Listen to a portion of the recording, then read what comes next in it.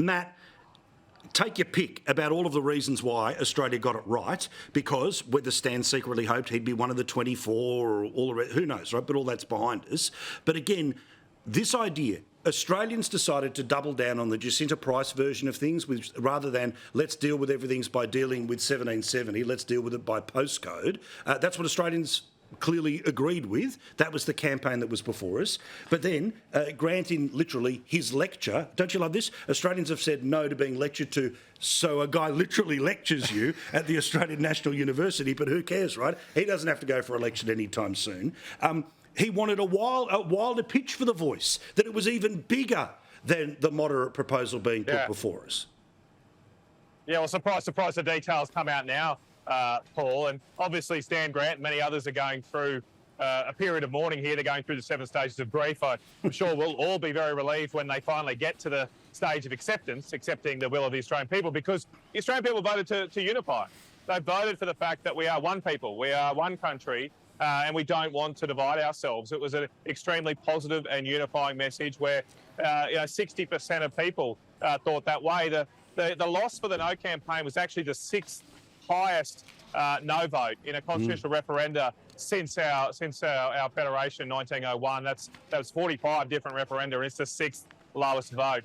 And I suppose what seems to be happening here, though, because they haven't quite got the yes activists haven't quite got to the stage of acceptance, is they're struggling to accept the results of democracy, and they're all out there blaming us for being Trumpian and having Trump tactics when they're the ones that can't seem to accept an election result. So let's hope they ultimately get there, because I believe democracy works. I believe the will of the Australian people. We've decided this. It's time to move on and tackle the many, many other challenges that face our country. Yeah, good point. There are plenty of others to get to. So, Joe, I'm going to give you a get out of jail free.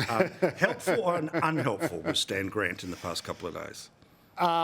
Look, he obviously spoke very passionately, but the fact of the matter is that this is not an issue that the vast majority of Australians are passionate about, and frankly, they had bigger fish to fry. They're facing unprecedented cost of living challenges.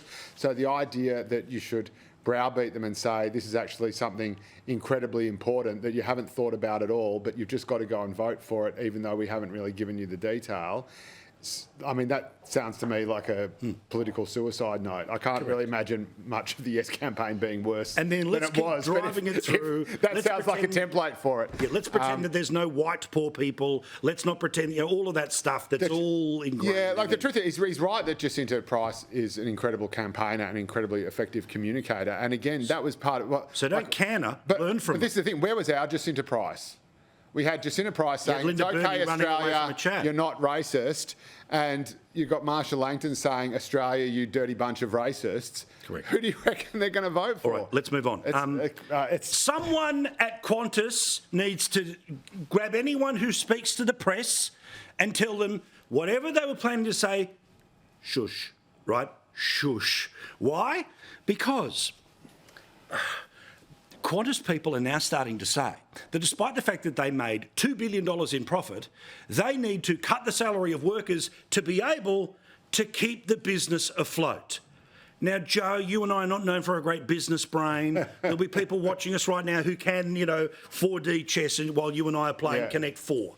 But I'm pretty sure when this airline's reputation is where it is, to hear anyone associated with its leadership say we have to cut wages of the workers when they made $2 billion profit.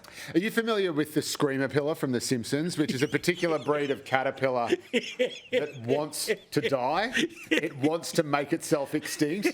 And it turns out that flying kangaroos want to do the same thing. This is absolutely insane. The irony here is that it was Qantas's business model that actually was the template that put the frighteners through the union movement that said, oh my God, this is why we need same job, same pay laws, which now other businesses are worried that they might inadvertently get caught up in when they shouldn't be. It was Qantas actually saying, oh no, even though you wear the Qantas badge or you work for Qantas or handle the food for Qantas or the baggage for Qantas or do all these different things for Qantas, you technically work for but you don't actually work for Qantas, you work for someone else. So we're going to get all that brand recognition out there, but we're not going to pay for the prestige or the premium that premium brand is meant to represent. And again, it is I just cannot believe how much this airline seems fails to understand its own business. People do not fly Qantas because it's Jetstar. They fly it because they can afford to, because they want it to be reliable, they want it to be safe, and they want to feel proud, and they want to be able to watch those ads that look uncannily similar to Vote Yes ads, where the Australian Boys Choir sings,